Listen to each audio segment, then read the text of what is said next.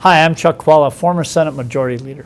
And I'm Scott Jensen, former Assembly Speaker. And we're the Insiders. So, Scott, the Miller Park tax is finally ending. So do you have any memories of when that started and how that started and where you were and what you were doing? I remember people saying the tax would never end. Once the government was collecting that money, they would never actually let the And they tax were nearly end. right. Well, yeah, it did go on for a lot more years than we thought, in part because of the collapse of Miller Park, which I think is a memorable moment and a tragic moment in the history of that ballpark. But the ballpark's been a great deal. The politics behind it are fascinating. I was in the Assembly. I was the Majority Leader at the time. You were in the Senate, so maybe we each got a couple stories here. I remember this was David Prosser's finest hour as the Speaker. He was a brand new Speaker. He needed to collect the votes to pass the Miller Park stuff. He was absolutely committed to it, but he was smart about it. It wasn't just he needed the numbers to pass it.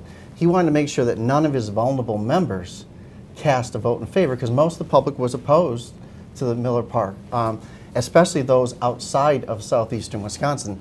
So I remember one time when we thought we had the votes, and then David Prosser said, I need to see Mike Hipsch from La Crosse and Dwayne Johnsrud from the Organic Valley area of the state, brought them both into the office and said, Dwayne, I know you want to vote for the ballpark, and vote against the ballpark, and Mike, I know you want to vote in favor. You guys have to switch votes, because Dwayne Johnsrud was safe, long-time, highly respected rural legislator. He wasn't going to pay a price for it. But Mike Hipsch had just gotten elected, and we were worried that if he cast this controversial vote, he would be he would be defeated in the next election. So essentially, the process told him, you have to vote no, and you have to vote yes. We're going to have the same number of votes, but we're asking people to flip. He did that with a couple of others. But still, we were short of votes because the Republicans didn't have enough in our caucus to get the votes for it. So we needed the Democrats to give us votes. It was going to be in a Democratic city where the Democratic mayor had endorsed it, where we expected the Democrats to deliver some votes. And Wally Kinnicky, who was then the Minority Leader, was kind of holding them back. And we were trying to figure out how to get him to commit a few more members in safe districts for the Democrats to vote for it. And so I invited WTMJ and their entire talk radio lineup into my office, and they spent the day of the debate broadcasting statewide on the Brewers radio network to people, encouraging them to call the state capitol, and they were announcing as each legislator was committing which way they were going and everything. People's offices were getting flooded with calls from around the state. In the end, David Prosser got it done.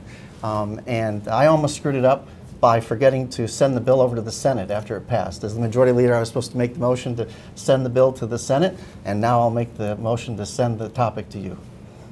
By the way, this will be the longest Insiders program ever because you need to know all of the insight. And one of the reasons that there was a problem getting Democratic votes out of Milwaukee was because Bud Selig insisted on getting all the revenue over at Miller Park. He would not build the park downtown.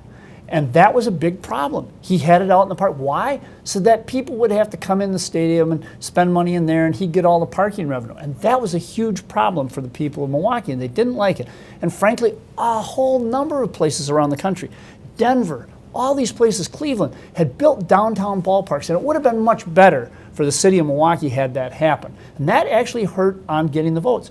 But I'm okay with it for this reason. It resulted in a majority in the state Senate for Democrats. Why did that happen? Good leaders like Dave Prosser in the Assembly and Scott Jensen were trying to figure out how they would get this done with Republicans who usually aren't looking for raising more money to give to the private sector out of taxpayer dollars. Doesn't sound really too good. But the reality was that you had to make sure your vulnerable members were not put up. In the Senate, it did not work that way. I was a young state senator, but pretty active. I was not yet in leadership, although not long after this I went into leadership. What happened in the Senate?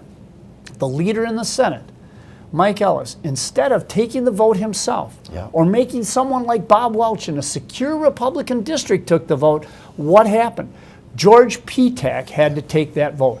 That was decimating for the Republicans. Why? Because Racine County, if Milwaukee County didn't want to pay the tax, Racine County really didn't want to pay the tax. And their newspaper was all over this program.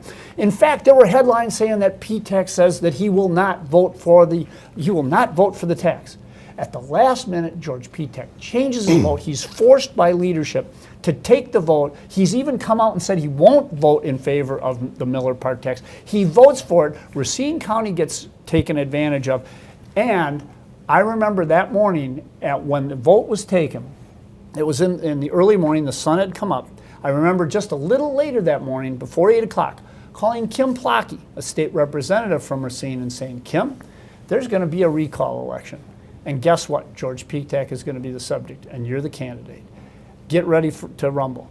And sure enough, that's what happened. There was a recall election, the first time a state senator had ever been recalled in the state of Wisconsin. Kim Plotke won pretty handily against George Petek in the election. And by the time that happened, I was the minority leader in the state Senate. And with Kim Plotke taking over that seat, I became the majority leader in the state Senate. So a lot of reminiscences. And then we went in a reminiscences. period where the Senate kept flipping back and forth between the parties. Really, it created a period where each party controlled it for a short period of time by one vote, right? We had a situation where I was the majority leader during 3 budgets in the state Senate. But there were difficult times because that fall we had to retain Roger Bresky in a very difficult seat in order to win. Then, of course, Tommy Thompson went in and took out Marv Rochelle when Russ Feingold won the U.S. Senate and Tom Barrett had won a congressional seat, and we had to win 3 seats to take back. All of these things went back and forth, but at the end of the day, we were in the majority for 3 terms because the leader in the state Senate, Mike Ellis, decided to make his most vulnerable member take a vote that he didn't need to take to get this thing passed. All these machinations over a ballpark. Let's hope that ballpark brings us a World Series soon. See you next time.